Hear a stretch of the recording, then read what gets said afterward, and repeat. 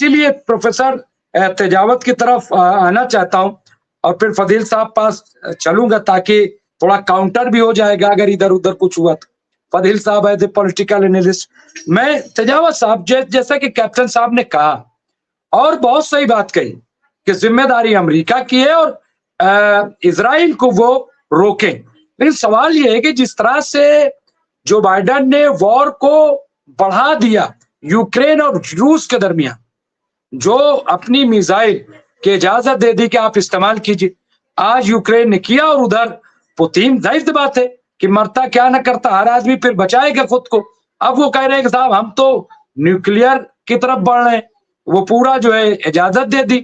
तो ऐसे में क्या लग रहा है कि जो बाइडेन क्या फिलहाल जो है वो इधर चाहेंगे कि ये इधर शांत हो जाए मामला, जंग रुक जाए, या क्या इसके पीछे वजह हो सकती है जैसे कैप्टन साहब ने कहा, या डोनाल्ड ट्रंप दबाव बना सकते हैं कुछ, फिलहाल क्या उनके अख्तियार में कुछ है? मुमताज साहब देखिए, एक तो हमें थोड़ा सा फर्क करना पड़ेगा, क्योंकि जो इजराइल और अरबों का जो संघर्ष है वो अलग है, और रूस और यूक्रेन का जो संघर्ष है वो दोनों ही अलग अलग प्रकृति के हैं। दूसरी बात यह कि इस बात से सहमत नहीं हुआ जा सकता, खासकर रूस के संदर्भ में, कि मरता क्या न करता, क्योंकि यहाँ जो मर रहा है, जो देश मर रहा है या जिस देश के नागरिक मर रहे हैं वो यूक्रेन है। सबसे ज्यादा जो नरसंहार हो रहा है वो यूक्रेन में हो रहा है। जो रूस के नहीं, मॉस्को में आज भी मैं एक मिनट मैं शायद क्लियर नहीं कर सका, मैं और उसको वादे कर दूं, मरता क्या ना करता, मैं उनकी बेचारगी पे मैंने ये बात नहीं कही, बेचारगी में नहीं कही। जो प्लान चेंज किया है रूस ने आज न्यूक्लियर को लेकर के, ठीक है, वो इसलिए किया क्योंकि पहले ही अमेरिका से कहा था कि अगर आप लॉन्ग रेंज की मिसाइल या अपनी मिसाइलें इस्तेमाल के लिए देंगे तो फिर हम जो है मजबूर होंगे ये करने में। उसमें ही क्या, और आज यूक्रेन ने इस्तेमाल कर दिया लॉन्ग रेंज की मिसाइल, यानी अमेरिकी मिसाइल का इस्तेमाल किया, उससे वॉर किया। तो ऐसे में मैं ये कह रहा हूं, मैं कोई उन्हें ये नहीं कर रहा हूं बेबस हो गया रूस, मजबूर हो गया जी। मुमताज साहब, इस बारे में एक तो ये बात थोड़ी सी क्लियर करनी पड़ेगी कि जो लॉन्ग रेंज की जो मिसाइलें हैं वो लगभग 300 साढ़े 300 किलोमीटर तक की जो रेंज की मिसाइलें हैं उनको बेचने की और उनको इस्तेमाल करने की जो अंतर्राष्ट्रीय बिरादरी है वो इजाजत देती है। और अगर वो 500 या उससे ऊपर चली जाती है तो अभी तक ये दुनिया में एक मोटा मोटी समझ ये है कि उन्हें ना तो बेचा जाएगा ना किसी दूसरे देशों को दिया जाएगा। तो पहले तो हमें ये समझना होगा कि अमेरिका ने जो यूक्रेन को जो मिसाइलें दी है वो बहुत ज्यादा लंबी दूरी की नहीं दी है। ये मिसाइलें ठीक उसी प्रकृति की है जैसा कि भारत ने चीन को काउंटर करने के लिए फिलीपींस वगैरह इनको दी है। तो एक तो ये मिसाइलों की प्रकृति समझिए।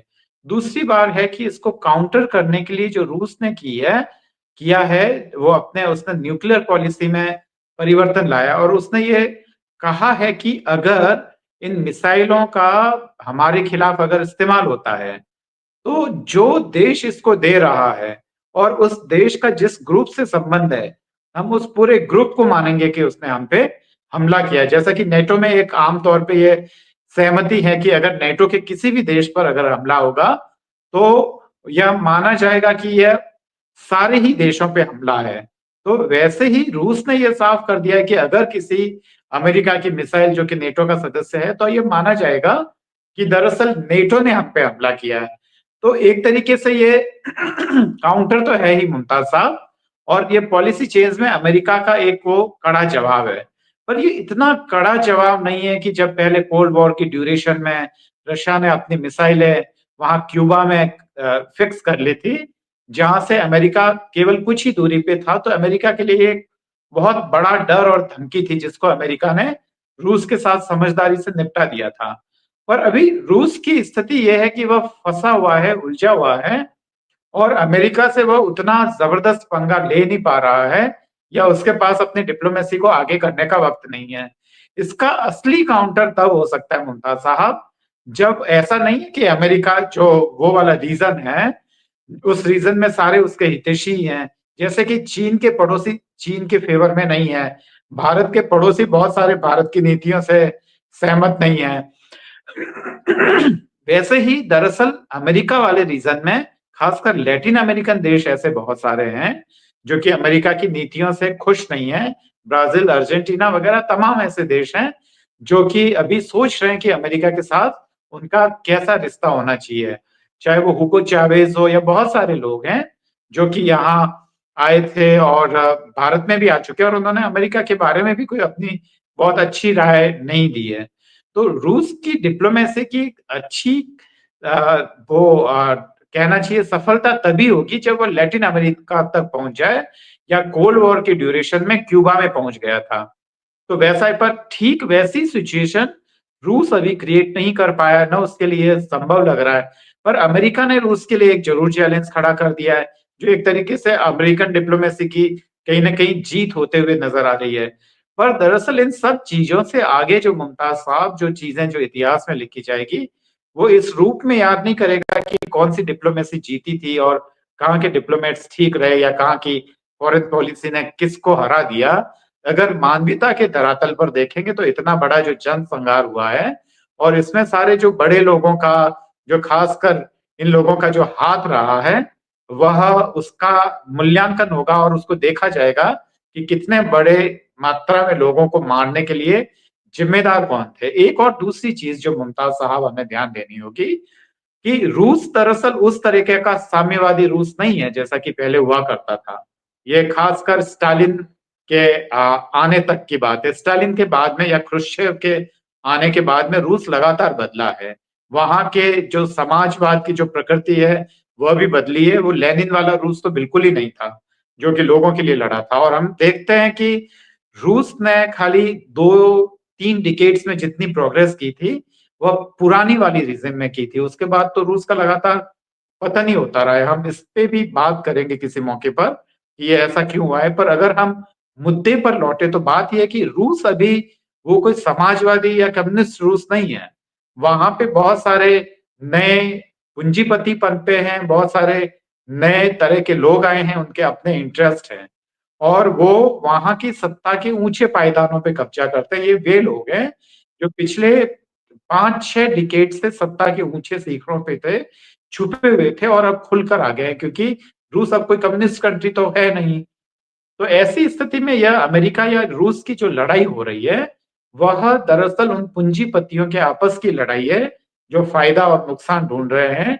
ये ठीक वैसा ही है जैसा कि फर्स्ट वर्ल्ड वॉर और सेकंड वर्ल्ड वॉर के ड्यूरेशन में देश आपस में क्यों लड़ रहे थे, क्योंकि वो जो बंदरबाट चल रही थी उपनिवेशों को लूटने की, जो सारा जर्मनी पूरे यूरोप को अपने कब्जे में कर लेना चाहता था या जापान पूरे एशिया पे कब्जा करना चाहता था या इटली जो है सारे अफ्रीकन कंट्रीज पे कब्जा कर लेना चाहता था। और उसी कब्जे को ब्रिटेन, फ्रांस जिनके पहले से ही वहां उपनिवेश थे वो ये तैयार नहीं थे कि वो अपनी बंदरबाट या उस लूट में उनको हिस्सेदारी दे। तो एक पूरी तरीके से लालच की लड़ाई थी जो सेकंड वर्ल्ड वॉर या फर्स्ट वर्ल्ड वॉर हुआ।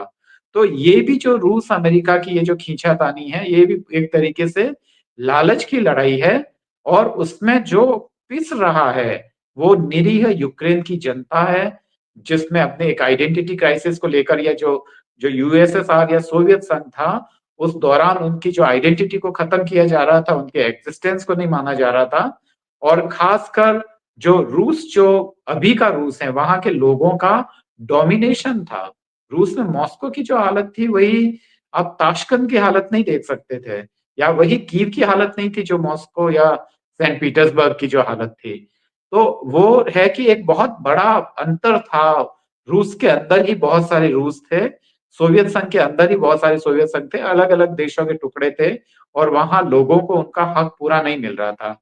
इतना मतलब अनाज पैदा करने के बावजूद या इतना साधन संपन्न होने के बाद भी यूक्रेन बाकी यूरोपीय देशों के मुकाबले में विकास नहीं कर पाया था।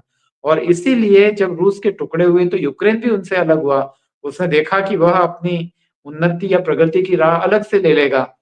तो ऐसी हालत में यह सब हुआ था। तो पहले तो हमें ये देखना पड़ेगा कि उस लालच की लड़ाई में कौन निरीह लोग मारे जा रहे हैं और उसमें देशभक्ति के नाम पर किनका इस्तेमाल हो रहा है। यूक्रेन में भी जो एक तरीके से यूक्रेनियन नेशनलिज्म के कारण कितने लोगों का वहां हो रहा है और यही बात रूस करना चाहता है। पर रूस में वैसी देशभक्ति या वैसी आइडेंटिटी क्राइसिस नहीं है जैसा कि अभी यूक्रेन में चल रहा है। पर इन सारे ही चीजों में दरअसल काफी बड़े लोगों पैमाने पर जनसंहार हो रहा है।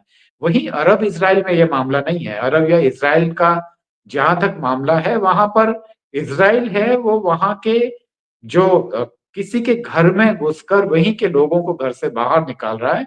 ईरानियन खासकर सेटलर्स वगैरह है, वो उनके घर पे आके ठीक वही कर रहे हैं जो किसी जमाने में अंग्रेज किया करते थे भारत में। तो यह सब लड़ाई है। वहां तो उनके जो खासकर फिलिस्तीनियों के लिए वह जीने मरने का प्रश्न है। काफी बड़े पैमाने पर जनसंहार किया गया और पीढ़ियों से पीढ़ी दर वहां लोग मारे जा बिल्कुल। रहे हैं।